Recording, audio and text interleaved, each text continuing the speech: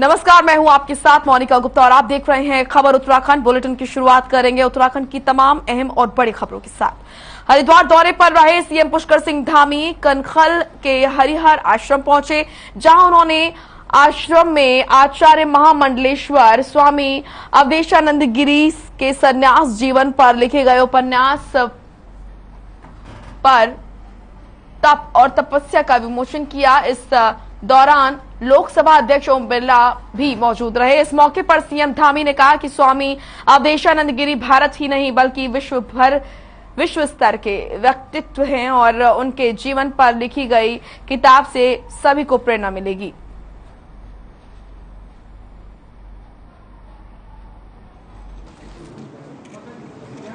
महाराज जी के जीवन परिचय पर पूरी तरह से उस पर प्रकाश डाला गया है। किस प्रकार से तप और तपस्या उनके जीवन पर, उनकी माँ पर, सभी लोगों पर, उनके पारिवारिक लोगों पर ये पुस्तक है। और मुख्य रूप से स्वामी जी का जो एक व्यक्तित्व स्थापित हुआ है, उस पर ये पुस्तक सभी के लिए एक नया मार्गदर्शन और प्रेरणा का काम। और उन्होंने ऐसा सोचा कि वो मेरे जीवन पर भी कुछ लिखें, जैसे कि कुछ विश्वविद्यालयों में मेरे ऊपर पीएचडी की जा रही है, तो उनको ऐसा लगा कि मेरे ऊपर एक पुस्तक लिखें वो। तो उन्होंने मेरी पूर्व आश्रम में, विशेषकर मेरे सन्यास के समय मेरी माँ की संवेदनाएं क्या रही होंगी, परिजन पुरजन, बंधु बांधवों की, इष्ट मित्रों की, और चूंकि मैं बाल्यकाल से सन्यासी हूँ, तो उनको लगा कि ये व्यक्ति ऐसा है जो चिंतन, लेखन, अध्ययन के साथ जुड़ा है। पर्यावरण के प्रति मेरी गहन आस्था है, पर्यावरण रक्षण संवर्धन के प्रति, विशेषकर नदियों का सातत्य, उसकी शुचिता, स्फूर्ति, स्वाभाविकता, जीवित।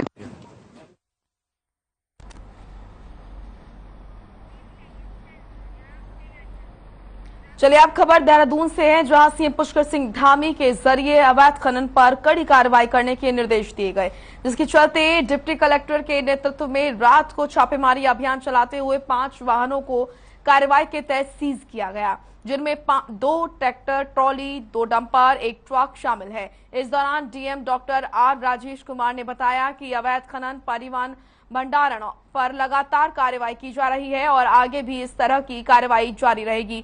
इसके लिए सभी डिप्टी कलेक्टरों और संबंधित अधिकारियों को आवश्यक दिशा निर्देश दिए गए हैं कि वो अपने अपने क्षेत्र में अवैध खनन की सूचनाओं और शिकायतों पर छापेमारी अभियान चलाते हुए निरंतर कार्रवाई करें।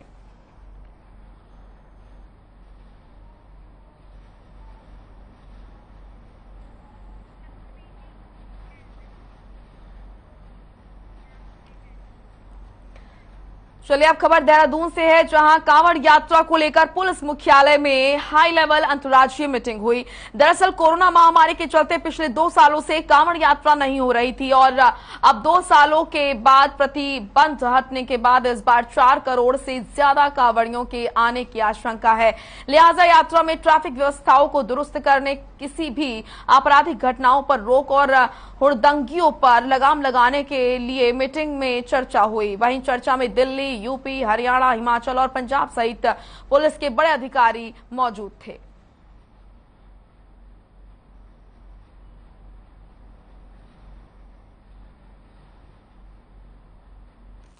2019 के बाद हम अपील कर रहे हैं लोगों से कि वो अपनी यात्रा को मर्यादित रखें, तीर्थस्थल की मर्यादा को खराब ना करें।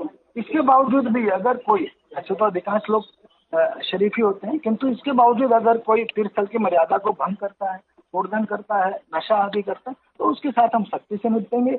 हमारा सीसीटीवी का पूरा जाल बिछा हुआ है। ये जरूर बात आई है कि 2019 के बाद काफी कुछ रूट्स नए बन गए हैं, 4 लेन्स बन गई हैं, मेरठ वाला बाईपास बन। वहीं देहरादून के IRDT सभागार में 13वें आदिवासी युवा आदान प्रदान का कार्यक्रम आयोजित किया गया, जिसका शुभारंभ कैबिनेट मंत्री सुबोध उनियाल ने किया।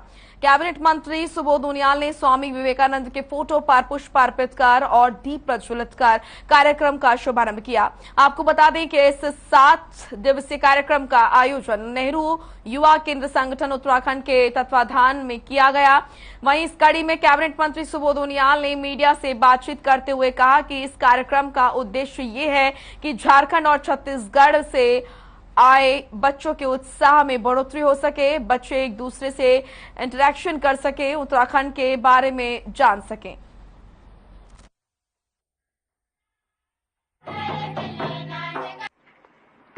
सरकार पूरे देश में मोदी जी ने एक प्रोग्राम बनाया है भारत सरकार के द्वारा ये प्रतिवर्ष आदिवासी क्षेत्रों के बच्चों को उनकी जागरूकता के लिए और एक दूसरे राज्यों के बच्चों के साथ इंटरेक्शन करने के लिए इस तरह का आदान प्रदान किया जाता है, जिससे बच्चों में एक एक्सपोजर भी मिलता है और साथ साथ एक उनके कॉन्फिडेंस में वृद्धि होती है। तो एक बच्चों के आत्मविश्वास को बढ़ाने के लिए, उनके अंदर एक कॉन्फिडेंस लाने के लिए, उनको एक दूसरे संस्कृति की जानकारी के लिए और बेहतर एक्सपोजर के दृष्टि से ये कार्यक्रम देता। तो नेहरू युवा कुंज का ये 13वां आदान प्रदान ये यहाँ पर इसकी आज शुरुआत हुई है, जिसमें झारखंड और छत्तीसगढ़ के विभिन्न इलाके करीबन 6 जगहों से लोग आए हैं और खासकर नक्सल प्रभावित बच्चों को ये संदेश ये लोग अपने क्षेत्र में लेके जाएं कि नक्सलवाद से कभी भला नहीं होता। 200 हो गया लेमन ग्रास का प्रोसेसिंग मशीन लगा दी। खटीमा के सीमांत गांव खेलड़िया में विधायक भुवन कापड़ी ने दौरा किया। इस दौरान 21 जून को प्रशासन के जरिए तोड़े गए एक गरीब के मकान का निरीक्षण किया गया और पीड़ित परिवार का हालचाल जाना गया। दरअसल बीते दिनों पीड़ित परिवार का निर्माणाधीन मकान एसडीएम, तहसीलदार और पुलिस प्रशासन की मौजूदगी में जेसीबी के जरिए जमींदोज कर दिया गया था, जिस पर पीड़ित परिवार ने खनन अधिकारी पर रंजिशन मकान तोड़वाने का गंभीर आरोप लगाया था। साथ ही 22 जून को पीड़ित परिवार और आक्रोशित ग्रामीणों ने न्याय की गुहार लगाते हुए एसडीएम को ज्ञापन भी सौंपा था। फिलहाल विधायक ने पीड़ित परिवार को हर संभव मदद करने का आश्वासन दिया है।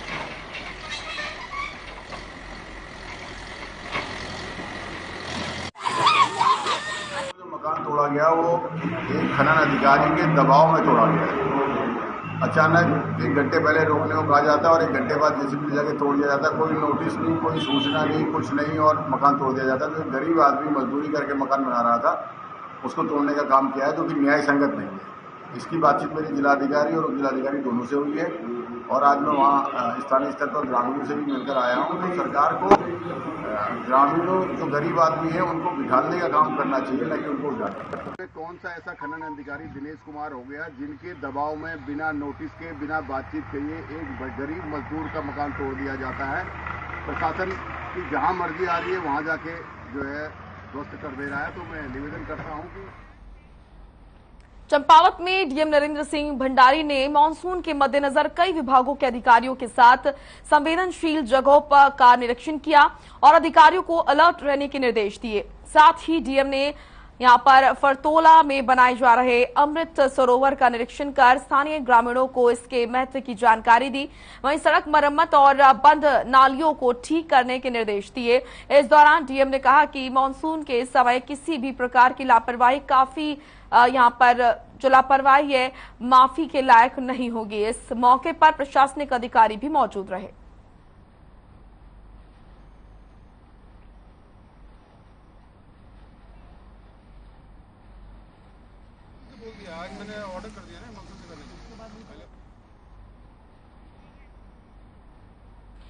रुद्रप्रयाग में स्थित बाबा तुंगनाथ स्वामी के धाम में पोखरी विकास खंड के 30 गांवों की ओर से 3 दिवसीय विशाल यज्ञ का आयोजन किया जा रहा है।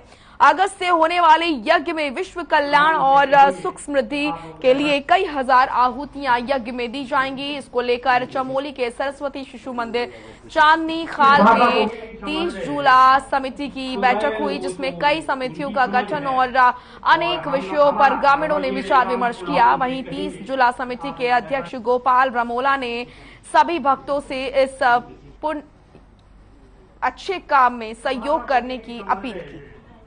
तो भाई वो तो उनकी समझ है और हमारा आग्रह ये रहेगा, हम पुनः उनसे कहेंगे कि आप लोग ऐसा। आज जो हमारी 30 जुलाई यज्ञ समिति की बैठक हुई है, उस बैठक में सर्वप्रथम हमने निर्णय लिया है कि पर्यटन विभाग से हम देहरादून शासन तक जाएं और श्री सतपाल महाराज जी को मिलें और पर्यटन विभाग से हमको कुछ आर्थिक सहायता मिले। वहाँ पर हमारा विचार है कि जैसे 30 जुला क्षेत्र से वहाँ पर एक तो हमको धर्मशाला की आवश्यकता है। हमारे समस्त 30 जुला क्षेत्र के समस्त जनता जो है विश्व शांति और सनातन धर्म की रक्षा के लिए तुंगनाथ में 3 दिवसीय यज्ञ कर रही है, जो श्रावण के महीने 17, 18 और 19 गते को पड़ेगा। उसमें हम सभी अपने क्षेत्र की जनता तथा अन्य जहां भी हमारे लोग हैं उनसे हम प्रार्थना करेंगे कि आप हमें पूर्ण सहयोग प्रदान करने की कृपा। अल्मोड़ा में व्यापारियों को राहत देने के लिए वेंडर जोन के निर्माण की कवायद अधर में लटकती नजर आ रही है। नगर पालिका ने 70 दुकानों के निर्माण के लिए 64 लाख का प्रस्ताव शासन को दिया है। वहीं शासन ने बजट में कटौती कर 44 लाख बजट पास किया है। इस मामले में पालिका अध्यक्ष का कहना है कि शहर में वेंडर जोन के निर्माण के लिए शासन के जरिए बजट में भारी कटौती करने की वजह से निर्माण कार्य आधे में ही लटक गया है। जब तक साफ और सही कार्य योजना का निर्देश नहीं आता तब तक वेंडर जोन का निर्माण होने में कठिनाई हो रही है।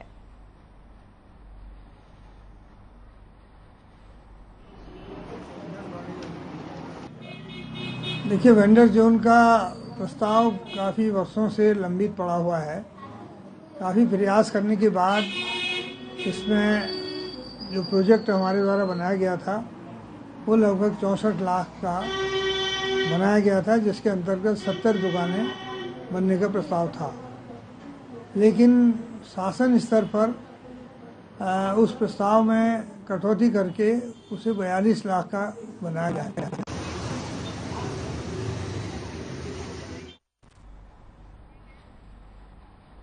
तो वहीं अल्मोड़ा में सड़क किनारे अवैध रूप से मिट्टी डालने का काम धड़ल्ले से चल रहा है। डंपिंग जोन चिन्हित होने के बावजूद भी लोग प्रतिबंधित क्षेत्र में सड़क किनारे अवैध रूप से मिट्टी डाल रहे हैं, जिससे सड़क के किनारे मिट्टी के ढेर लग चुके हैं। जगह जगह डाली गई इस मिट्टी और बेकार सामान से सड़क दुर्घटनाओं का भी खतरा बन गया है। जबकि जिला प्रशासन की ओर से 3 क्षेत्रों को डंपिंग जोन बनाया गया है। वहीं एसडीएम ने मिट्टी और बेकार सामान डालने वालों को पकड़ने के लिए पुलिस को अलर्ट किया और कहा कि कोई वाहन चालक प्रतिबंधित क्षेत्रों में मिट्टी डालते पाया गया तो उसके खिलाफ कठोर कार्रवाई की जाएगी।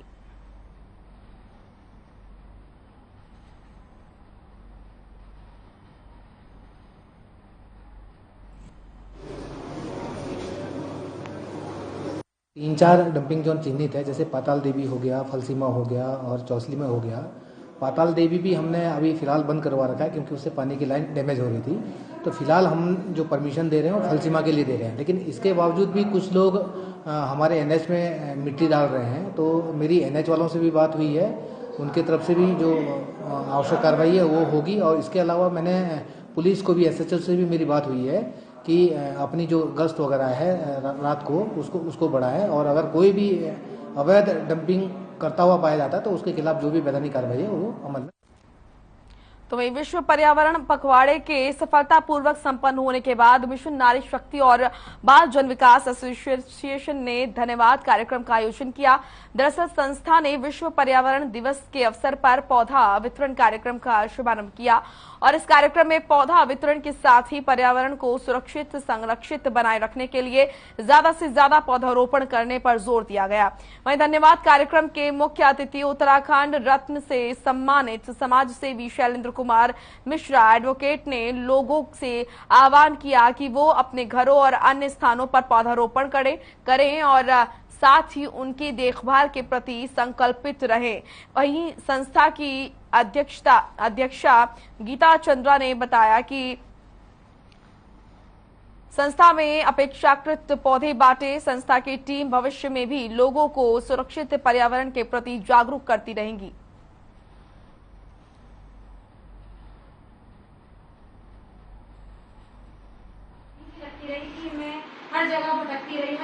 देखिए, आज विश्व में बढ़ते हुए प्रदूषण के लिए आपकी गीता चंदा जी की एसोसिएशन ने जो कार्य किया है उससे क्षेत्र के सभी लोगों को और सभी महिलाओं को ये प्रेरणा मिलती है कि हम अधिक से अधिक पेड़ लगाएं और पेड़ लगाकर पर्यावरण को अच्छा बनाएं। और पर्यावरण जब अच्छा होगा तो व्यक्ति का जीवन सुखद होगा। कराते थे तो मुझे बड़ा गर्व सा फील होता था कि मैं सर के साथ में हूँ। प्रदेश के मैदानी इलाकों में पड़ रही भीषण गर्मी से जहां एक और इंसान परेशान है तो वहीं जंगलों में जानवरों को भी काफी परेशानी हो रही है। खटीमा के सुरई वन रेंज में शारदा नहर के किनारे आजकल जंगली जानवरों की आवाजाही ज्यादा बढ़ गई है। भीषण गर्मी के चलते आपको हाईवे के किनारे भालू, लेपर्ड सहित कई जंगली जानवर टहलते हुए नजर आ जाएंगे, जिससे लोगों को खतरा बना हुआ है। सुरई वन रेंज के वन क्षेत्र अधिकारी सुधीर कुमार का कहना है कि पिछले कुछ समय से क्षेत्र में गर्मी काफी बढ़ गई है, जिसके चलते जंगली जानवर पूरनपुर रोड क्रॉस कर शारदा नहर में पानी पीने और नहाने के लिए आ जा रहे हैं।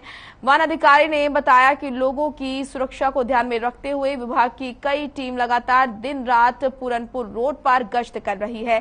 साथ ही आम जनता को भी सचेत किया जा रहा है कि वो रात में अकेले पूरनपुर रोड पर सफर ना करें।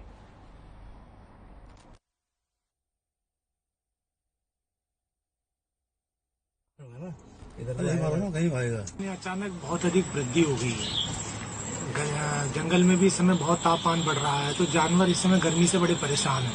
क्योंकि बारिश हुई नहीं है, मानसून शुरू सत्र आ भी गया है, तो जानवर बार बार पानी की ओर जा रहा है। अब चूंकि वो क्षेत्र ऐसा है पूरनपुर रोड, वहाँ पर बराबर में नहर निकल रही है, तो जानवर उस क्षेत्र में नहर में नहाने के लिए प्लस पानी के लिए, क्योंकि जानवर पानी में इस समय रहना एक बार जाना पसंद कर रहा है, इसी कारण से जानवर बार बार पूरनपुर रोड पर। पौड़ी के चमियाला गांव में कृषि और गौ पालन कर रहे त्रिभुलोचन नौटियाल ने अपने ही गांव की एक महिला पर उनके काम में बाधा डालने और उनके साथ गुंडागर्दी करने का आरोप लगाया है, जिसे लेकर पीड़ित ने जिलाधिकारी से मुलाकात की और ज्ञापन सौंप समस्या का हल निकालने की मांग की। पीड़ित ने बताया कि महिला को फार्म पर दिहाड़ी मजदूर के तौर पर रखा गया था और गौशाला का काम भी उसकी ही मर्जी से सौंपा गया था, जिसके लिए उसे 8,000 रुपए वेतन दिया जाता था। पीड़ित ने बताया कि महिला ने कुछ दिन पहले नौकरी छोड़ दी थी, जिसके बाद से वो उसे परेशान कर रही है।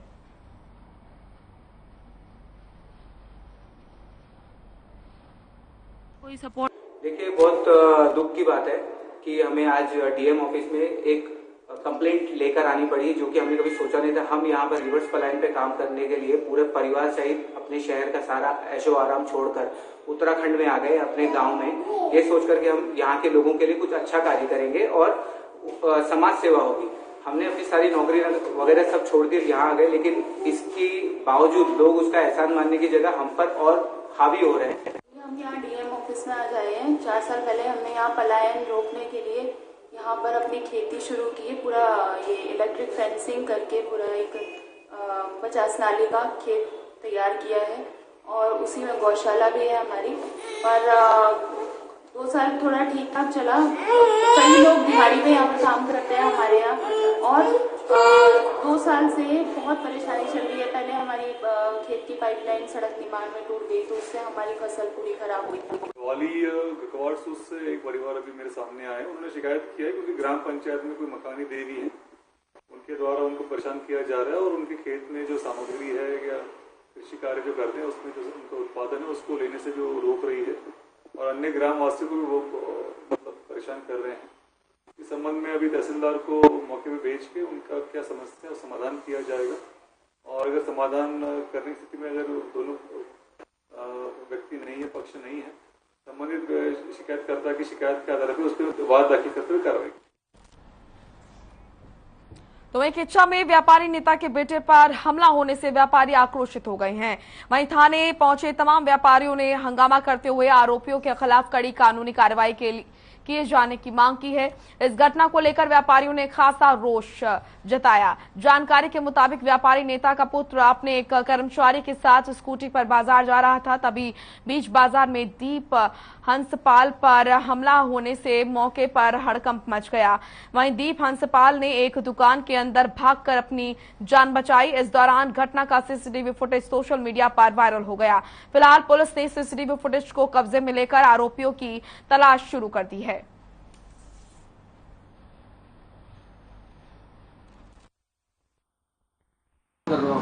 देखिए, ऐसा है कि पहले भी पूर्व में भी ऐसी घटनाएं हो चुकी हैं और ये शहर का एक माहौल खराब करने की कोशिश की जा रही है, जो कि बहुत ही निंदनीय है।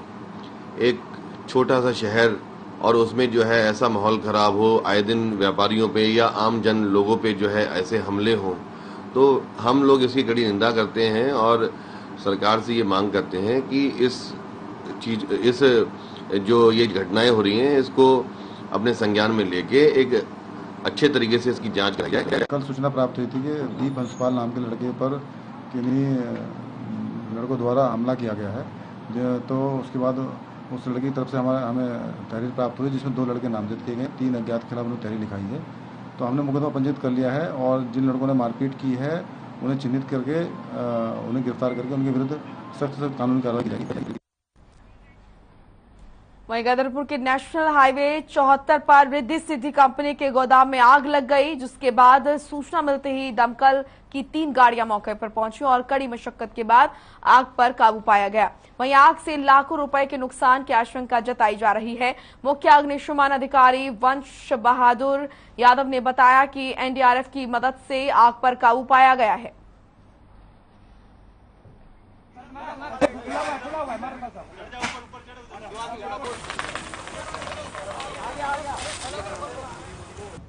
तो कंपनी में आग का तांडव देखने को मिला। फिलहाल आपको बता दें कि कड़ी मशक्कत के बाद आग पर काबू पा लिया गया है।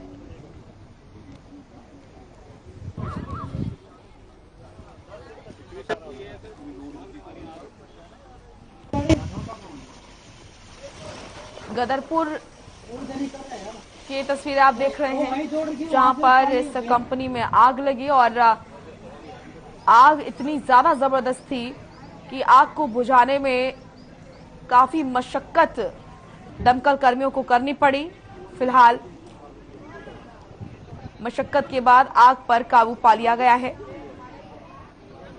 ये तस्वीरें उस दौरान की जब आग बुझाने का प्रयास लगातार दमकल कर्मियों के जरिए किया जा रहा था।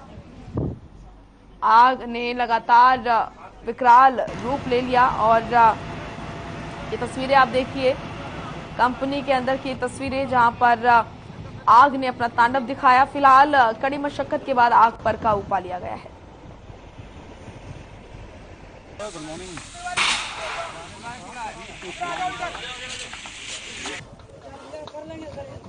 नुकसान का आकलन तो बाद में किया जाएगा, जांच के बाद ही पता चलेगा कि एग्जैक्ट कितना है। अभी जिनका ये जैसे बताया जा रहा है कि रिद्धि सिद्धि का है, उनसे संपर्क करने के बाद कितना मटेरियल था, किस रेट का है, क्या है, तो वो बाद में पता चलता है। इसमें मक्के का चोकर है और ये घटना लगभग 4:30 बजे की है। 5:30 बजे के आसपास गांव के कुछ लोग हल्ला काटते हुए इस तरफ आए भागते हुए, आग लग गई, आग लग गई। उनकी आवाज़ सुनकर सब लोग लगभग गांव के आधा लोग ही पहुंच ही चुके थे यहाँ पर। उसके बाद यहाँ पर दमकल की गाड़ियां भी आ गई। Good morning.